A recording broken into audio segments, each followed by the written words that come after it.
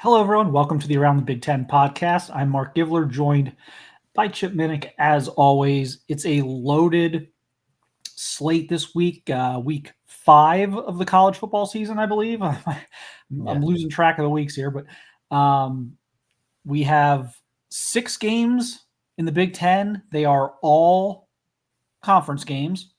So we are into the conference schedule now, completely. 6 teams have byes this week, so worked out that we have a fairly condensed slate of games, but they're all really good. In fact, there aren't any games this weekend with a double-digit point spread, if I'm not mistaken. Everything's like 8.5 or less on the point spread, so we're expecting 6 really good games this weekend. Chip, does it feel like we're getting into it now? Like the non-conference is nice. You get to learn a little bit about some of the teams, but does it feel like now, like the game, it feels like the heightened importance this weekend? It feels like this is like the first like huge weekend for me. Yeah. I like the way you phrase that, Mark. Heightened importance. I think that there are a few straggler non-conference games remaining, like, for example, USC Notre Dame is one that comes to mind. But for the most part, what I like about this is you're really starting to identify who are the true contenders and who are the people that, I'm not saying that they're going to fall by the wayside and that their seasons are, of no consequence, but they're going to start to fall more into, okay, which bowl games are they going to be trying to qualify for? Which teams are going to qualify more as spoilers for teams that are in contention? So that's the way I look at it. It's like we're starting to get with conference play a better understanding as to how the conference championship may wind up. Yeah, we have 2 ranked matchups. We have another one between 3-0 teams where both of them should be ranked, in my opinion. And then we've got another one where we've got a ranked team on the road against a 3-1 Iowa team who's 1-0 in the conference already. So huge games. There's really only one game that's of little importance, and it's going to be competitive. It's just going to be 2 of the lesser teams in the conference, but five of these 6 games I think carry significant importance.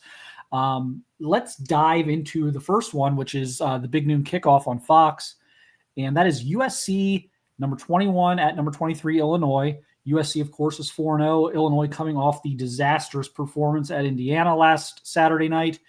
USC a 6.5 point favorite at the time we're recording this. What do you make of this one, Chip? Because this is one that I could see going in any number of directions. Like, I don't feel like I have a great feel about this because I still don't feel like I have a great feel on either of these teams after kind of what we've seen so far. I don't think USC's really been tested, and Illinois has been tested, kind of one time and failed it miserably. So I'm trying to kind of get a grasp of this one myself. Well, I'm glad that you put it that way, Mark, because I'm not the only one thinking that way because, it's very difficult to identify. Again, I don't have remorse over the belief that Illinois thought that Illinois was going to represent themselves better than they did last week at Indiana. So trying to, see what kind of, I don't want to say aftershock, but what kind of, are there going to be any lingering effects from, such a humiliating defeat on national television for Coach Bielema's team? I have a feeling that they're going to do everything they can within their power to present themselves better. But by the same token, I'm still not fully on the USC bandwagon. I realize that sounds like I have something like a personal vendetta against Lincoln Riley. I don't, but it's just, the skepticism is there. It's deep rooted. That I think that there's been in the past a lot of sizzle and no steak when it comes to USC under Lincoln Riley. So this is a good test for the Trojans, especially coming across the country to take on a team that's definitely playing for pride. This is a must-win game for Illinois. They do not have the schedule to sustain 3 conference losses and get in the playoff. They have to be 10-2 or better. They cannot go 9-3.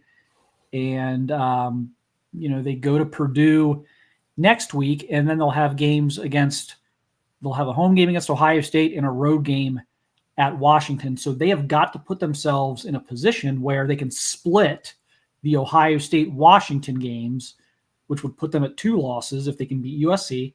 And then they finish home Rutgers, home Maryland, at Wisconsin, home Northwestern. I mean, they're going to be heavy favorites their last 4 games of the season.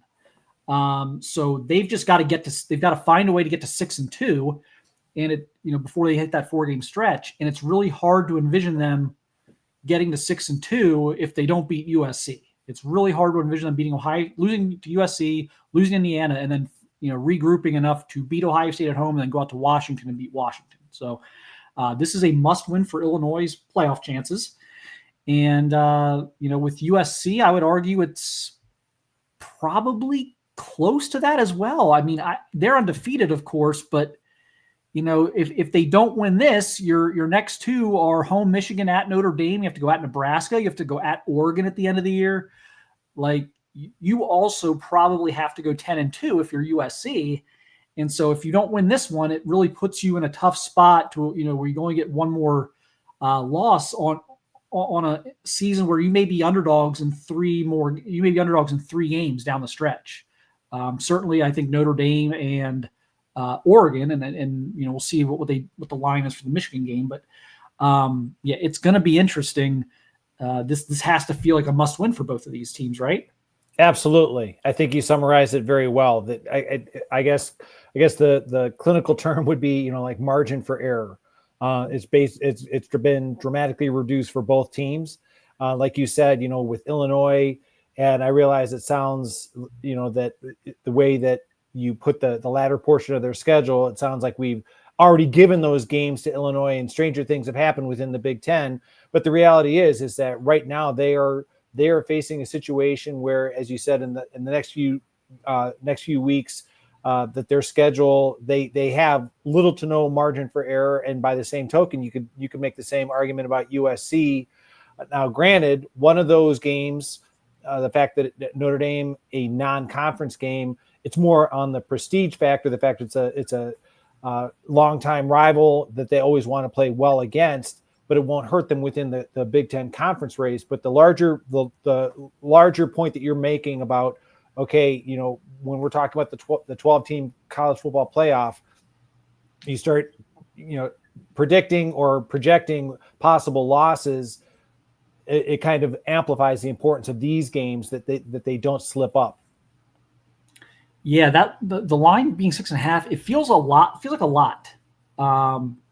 So I could go both ways on this. I could say, well, Vegas clearly knows something, and we should all be thinking USC is going to win this game. But I thought the Wisconsin game was ridiculous last week, and I ended up being right on that. And not only did Maryland cover the 10, they dominated Wisconsin. So, is Vegas overreacting to last week, or is that a fair line given what we've seen out of these teams?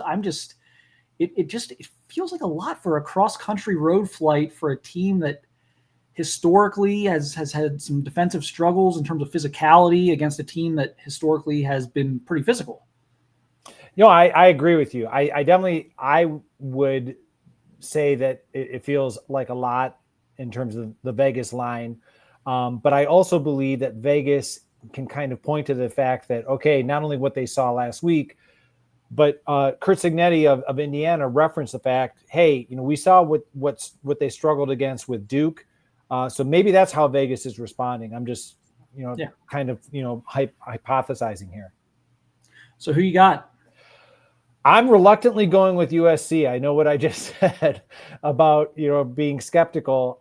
But I'm going to put my faith in the fact that USC in the offseason, in the transfer portal, they did try to your point, Mark, try to address their concerns about being more physically prepared along the lines of scrimmage within the Big Ten. And as I just mentioned about the fact that Illinois had difficulty against Duke, it was really amplified against Indiana with defensive lines. So I'm going to give it to USC, but I think it's going to be a real close one. I'm struggling here because I either have to stubbornly double down on my Illinois and USC takes from the beginning of the season and go, but also in doing so, go against Vegas and go against the vibe I got from last week. Or I can be a flip flopper. So neither of these is great.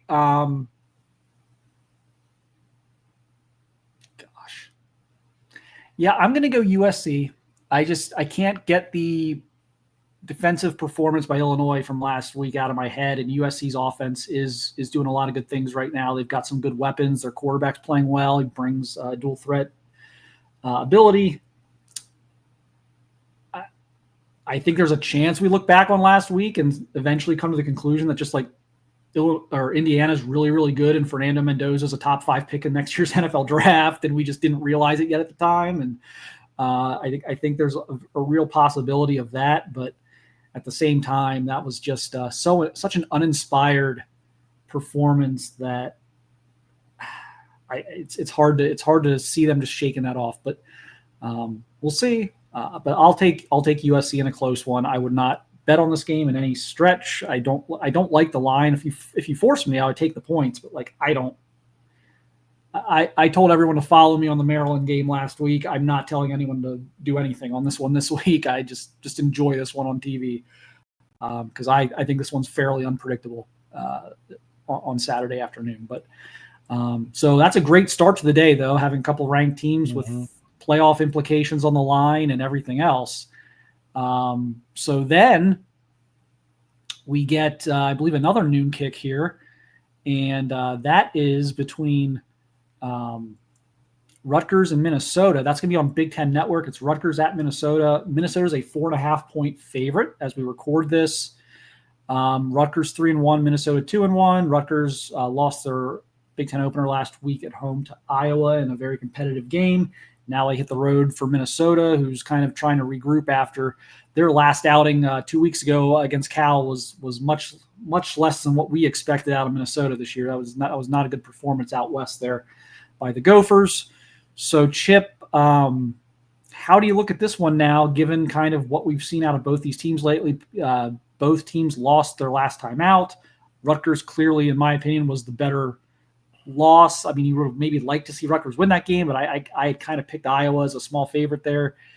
Minnesota, I just thought looked very blah against Cal. So what if anything do you take from those last couple performances that we've seen out of those teams, and how do you see this one playing out?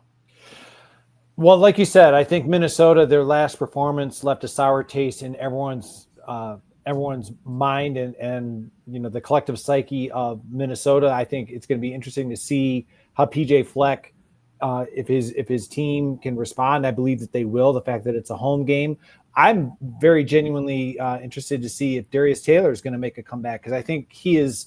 I don't want to say that he is necessarily the indispensable player for Minnesota, but let's face it, the offensive philosophy of PJ Fleck ever since he took over has been to run the ball, and Darius Taylor is certainly one of the better ball carriers in the Big Ten.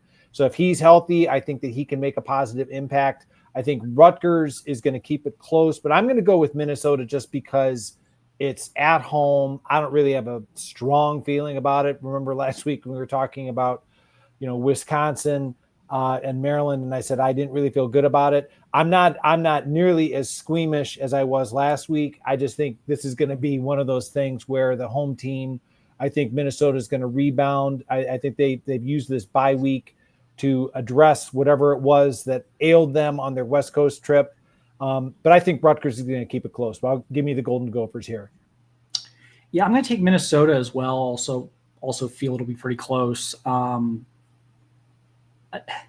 Bye weeks are always interesting. With the NFL, I don't really. I think they're generally a good thing. With college kids, when you're dealing with like young people, 18, 19, 20-year-olds, I think it's a little dicier. Generally, I like teams coming off a bye if they lost going into the bye, because it just feels like that extra week they've got to sit and stew on the loss just kind of pisses them off even more. And I think you get a really inspired, generally a really inspired team that's like just chomping at the bit to get back out on the field. It just plays a little angrier. When a team wins before a bye, I feel almost the opposite. It's like it kind of kills momentum in a way. It's like you want to keep playing, you want to keep this going, and then you get the bye week. So I like Minnesota's situation here.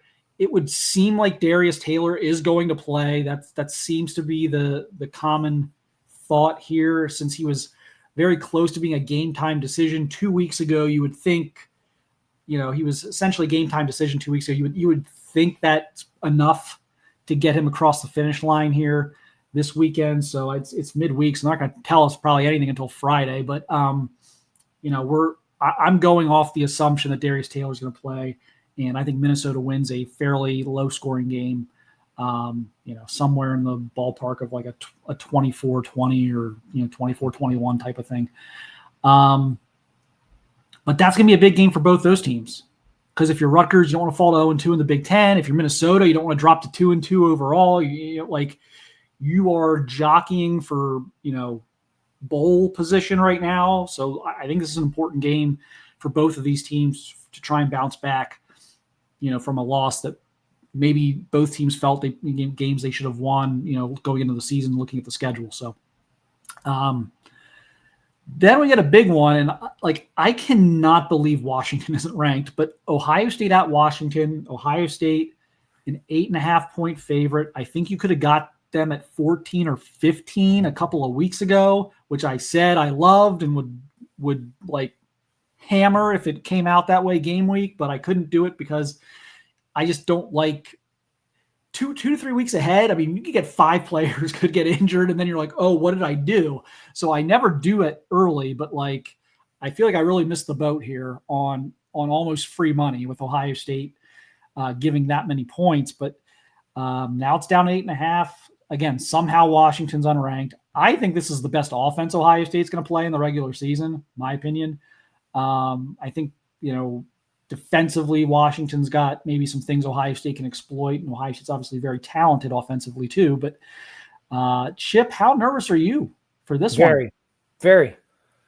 Justifiably, I think justifiably so. I think let's not ignore the fact that Husky Stadium, I mean, there have been, I'm just kind of referencing the Big Ten Network, but, so many people have said that Husky Stadium is, without question, one of the loudest, most challenging environments to play in. And let's not ignore the fact that this is Julian Saint's first road start. What is going to be a hostile environment. It's going to be extremely challenging. I think Ohio State offensively, as long as they recognize, all right, and Julian Saint, he strikes me as being a pretty calm, cool, collected guy. But let's not overdo it in terms of putting the game on his shoulders. Kind of almost like the mindset of we had something like this in the first game at home against Texas. It's a similar type of a situation. Okay, you don't have to try to win the game all by yourself. Let's take advantage of what you have around you.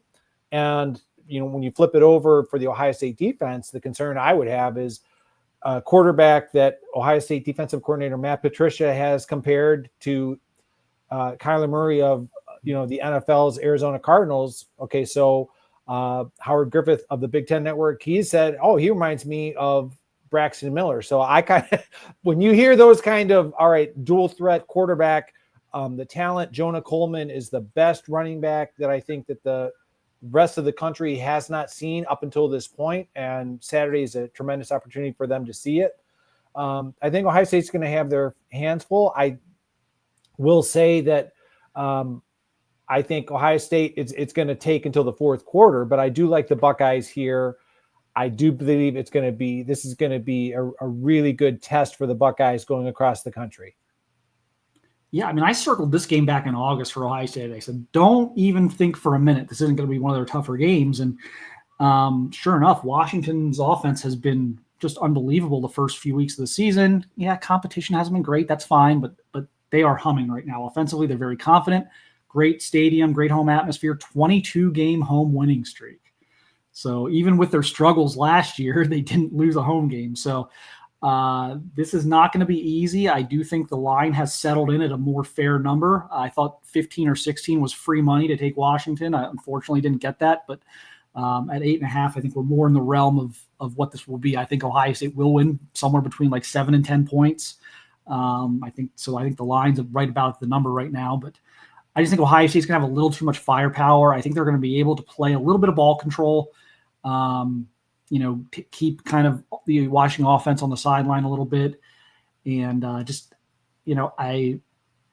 feel like the bye week probably helps Ohio State a little bit, because I don't think they played that well before the bye week. So I think they've had a couple weeks to really kind of drill some things home. But boy, this is going to be exciting. This is going to be an exciting game. It's going to be a really good game. I think Washington does have a puncher's chance here, but I will go with Ohio State as well.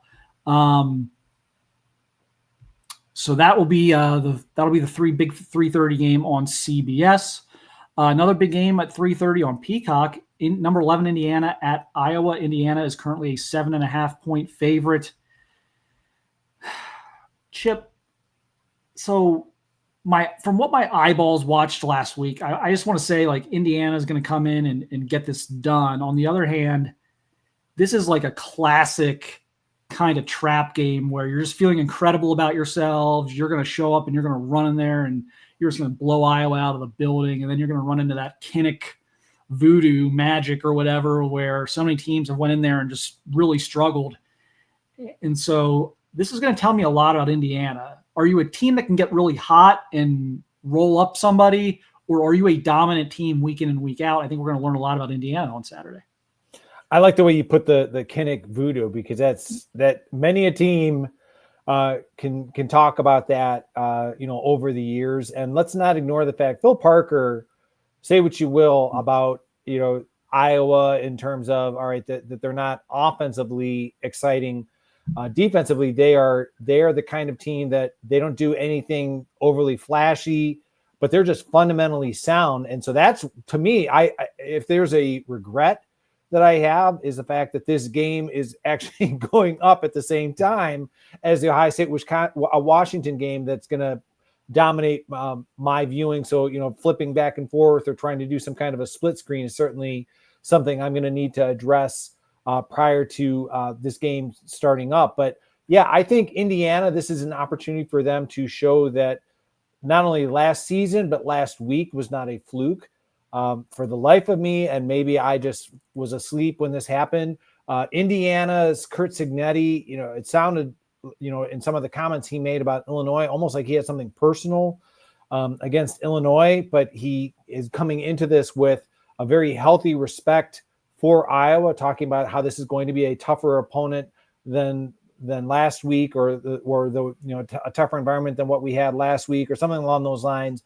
So I don't know what happened there, but I do think Iowa, it's just something within their collective DNA to kind of bring you down to playing their style of play, which can be very frustrating and annoying.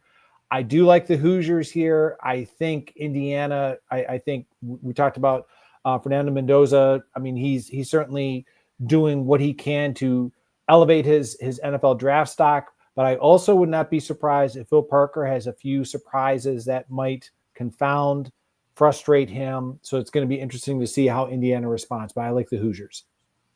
Yeah, I'm going to take the Hoosiers as well. Again, just a team playing with a ton of confidence right now. Fernando Mendoza has been so good.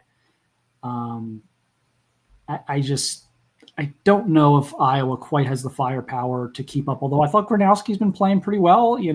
They're having some success offensively. I just think Indiana is going to have a little too much firepower here, and that's going to set the table for Indiana to be in a great spot to make the playoffs if they're able to dodge this little speed bump here. Last 3:30 game of the weekend, Big Ten Network, UCLA at Northwestern. Going to be greatly competitive. I don't know if anyone's going to care, but these are teams that are just, they're not in great shape right now. Northwestern is a 6.5 point home favorite. What's a good outcome here for both teams, Chip? I mean, these are teams that are just grasping for something positive right now. I think you hit it right on the head. Is okay, competitive. UCLA, they've had more than just a week. I mean, they've had pretty much a full month of, I'll just say, if it's not hell, it's definitely purgatory. It's certainly not something that you would write home, to mom and dad and brag about. I think UCLA, this is an opportunity for them to possibly, I guess, wipe the slate clean. Let's. I don't want to say that you can pretend that the first part of the season didn't happen, because obviously they lost their head coach. They haven't won a game, but this is an opportunity for them to, with pride, with improved performance, show that, okay, that they have things possibly, figured out and going in the right direction. Remains to be seen.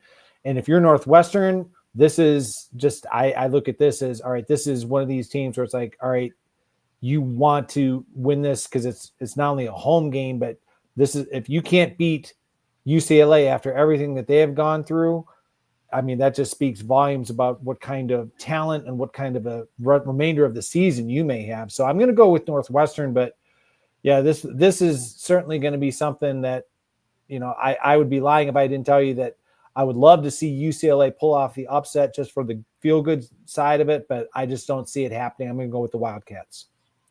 I'm going to go with Northwestern as well. I think they're the more physical team. The cross-country travel is going to help Northwestern.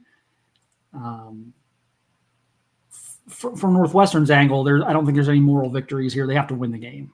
This is a team you have to beat if you're going to have any measure of success this year, any glimmer of hope of getting yourself to 6 wins and making a bowl game or anything like that. You've got to beat this team. For UCLA, I just want to see if they've quit or not.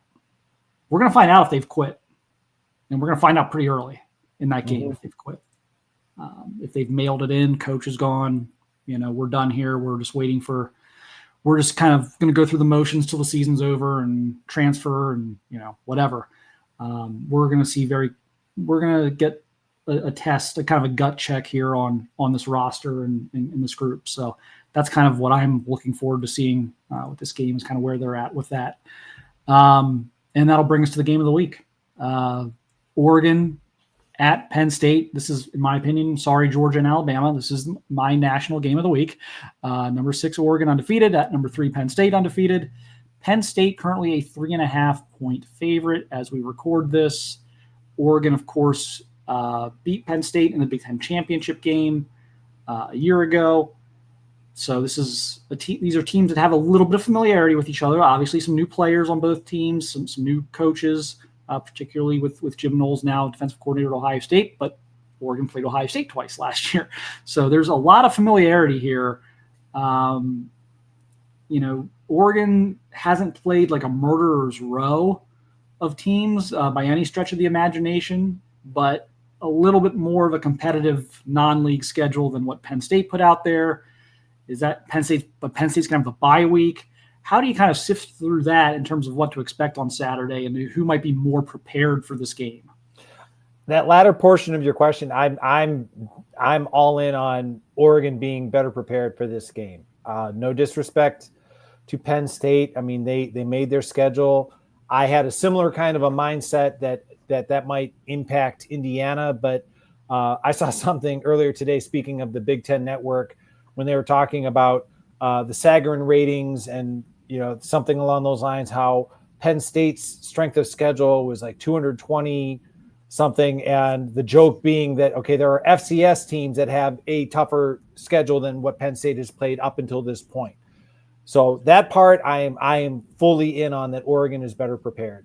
I am of the belief that Penn State, the talent is there. I know that there was a really good article on ESPN.com about Drew Aller. I know that, with your recruiting acumen, that, you probably had the opportunity to see Drew Aller play in high school. He, just in the interest of full disclosure, I have extended family members who attended Cleveland St. Ignatius, and they still kind of talk about how Drew Aller, when he was in high school at Medina, being able to upset St. Ignatius. So the legend of Drew Aller is certainly still palpable here in the northeastern Ohio area. That being said, the skepticism on my side is that the talent I see, the arm talent, but I just haven't seen in terms of being able to, when you're up against a equally talented and or potentially even superior talented opponent, being able to elevate the team. I haven't seen that yet from Drew Aller. That's not taking shots at him. It's just that I think that's kind of where the skepticism lies around the country about Drew Aller in terms of big games. And I think Penn State and James Franklin in general. I'm going with Oregon. I've been kind of beating that drum now that it's getting closer and closer to game week. Nothing has dissuaded me from feeling that way. I just think that Oregon is, in their minds, I think that they are kind of, we talked earlier about the margin for error. I think in their minds, they're like, the pressure's on Penn State because they know full well, we talked about Penn State, their schedule. We know full well that Penn State, they have to go to Ohio State beginning of November. They have to play Indiana. That Penn State really has very little margin for error, whereas with Oregon, they don't have to play Penn State. They don't have to play Michigan. They will be playing USC at home near the end of the season. So I just think Oregon can kind of come in there a little bit more relaxed, knowing full well they're going into a hostile environment, but the talent that I have seen so far from Oregon with Dante Moore, DeCorian Moore, I mean, just all the freshmen, yeah, that it's just, I just look at them and I just think, okay, that's a team that is going to make everyone sit up and pay attention to. So I'm gonna go with Oregon. And again, I'm not a gambling man, but I think you said like 3.5. I would put some money down on that. I think Oregon is certainly capable of going in and beating Penn State. I think the case for Penn State winning this game would be such that they have not had to show anything on offense or defense. So plus they get the bye.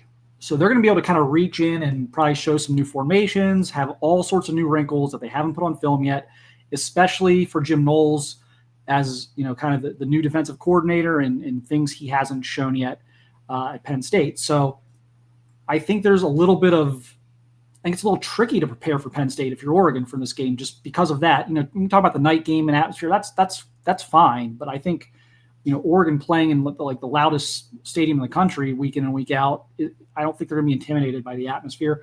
I actually like Dan Lanning even more so. I think he's a better coach in a underdog situation. I think he's one of those guys that's really good in underdog situations or games where maybe people are doubting their ability to win. But there is some unknown there with Penn State, so I expect us to see a different variation of both their offense and defense because they just haven't had to do anything, put anything on tape yet. So I think that's an unknown quantity in this game. But I think Dante Moore is a future top 5 draft pick. I think Dante Moore could potentially be the number 1 pick in one of the next 2 NFL drafts. I think that highly of him.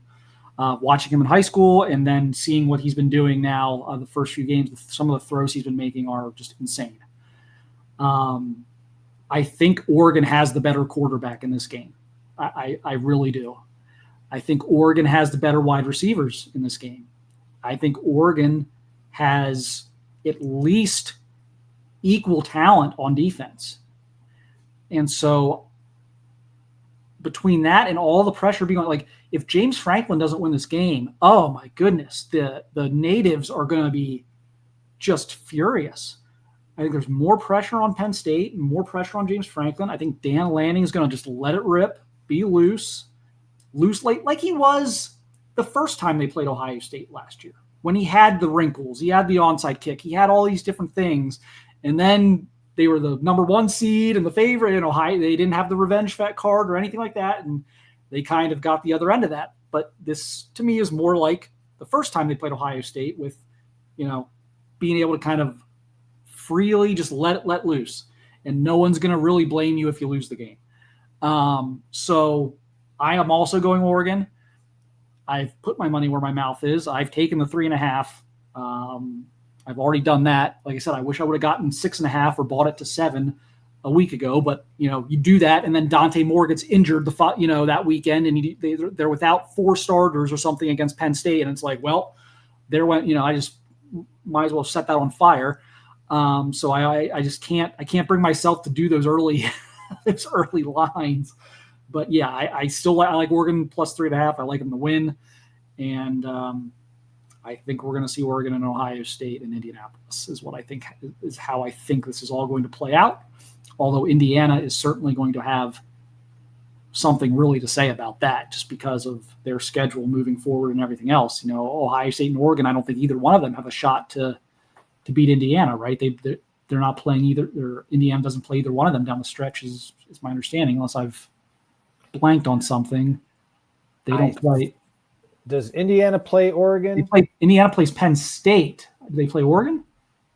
Let's see here. Need to. That might. They do play. They travel to Oregon. They travel. That'll be a game. I mean, yep. That's going to be that'll be a good. I mean, that'll be. That almost makes me want to double down on that, though, because I do think that's going to be tough for Indiana to go out there. Right. So if like Oregon wins that, I think we're like, I think we're headed for an Oregon-Ohio State Big Ten championship. I think we're headed to a scenario where Oregon and Ohio State becomes one of the premier rivalries in college football. It kind of morphs into, they're not going to have the history, of course, of like an SEC rivalry, but like Georgia, Alabama just got taken up like 5 notches over the last decade because of how good those two teams have been at the same time. I think that's what we're trending toward here with an Ohio State-Oregon rivalry. And so, I think that's what we're going to see. We'll see if that plays out. Both those teams could lose on Saturday. They're both playing tough road games on Saturday, but that's kind of how I see things playing out. And, I'm also going to go Oregon over Penn State. So, Chip, any parting thoughts? I'm so pumped for this week. It's great week. There's great games every time slot. Like there's Georgia, Alabama at night too. Like you got all sorts of good stuff this weekend. Yeah, I guess my parting thoughts, I'm not sure if you've seen it on social media or not, but for those people who did not have the foresight or wisdom that decided to get married this weekend, I'm going to say, like, don't get mad at your guests who might be, periodically, asking, hey, can we flip over to this game or that? I actually joke. My younger daughter, my daughter is engaged, and I tried to impress upon her good parenting. Like, okay, you don't get married during college football season. Like this is exhibit A of what can happen. But in all seriousness, it's a great weekend for college football this weekend. Like kind of where we started, Mark, is like I kind of look at it at the end of this weekend, not that we'll have the definitive answers, but we'll have some really good answers in terms of how the conference race is going to shape up. I did get invited to a wedding on Saturday. Now, I get to automatically turn all those down because I have to work. I'm college football media. I have to work. So I get the easy get out of jail free card on these. But what I don't tell them is even if Ohio State was on a bye, there's no way. There's no way I'm going to your wedding over this college football. Like there's no chance. There's no chance. I'm sorry. Like, unless it's like, well, I would never, my daughter, when she comes of age, will not be allowed to have a fall wedding, but like no one else, like, you're like, sorry, nope. So it's nice to be able to just have it be like, no, I have to work. So that I always get out easy on that. Exactly. I'm just saying it's a popular tweet going around about if you get dragged to a wedding, because kind of where we started, like you actually talked about, with the idea of like the Alabama Georgia game, like that's going to be going on, so if your significant other is not, kind of looking at you, sideways when you say that you want to go do, like the chicken dance, understand there's really good rationale for that. Yes. So everyone, hopefully there's, if by some horrible mistake that was made by somebody and you've got to get drugged to an important wedding, hopefully there's an open bar and some TVs. You got it. It's going to be a great weekend. Thanks everyone again for watching and listening. We'll be back on Monday with our reaction to all these great games.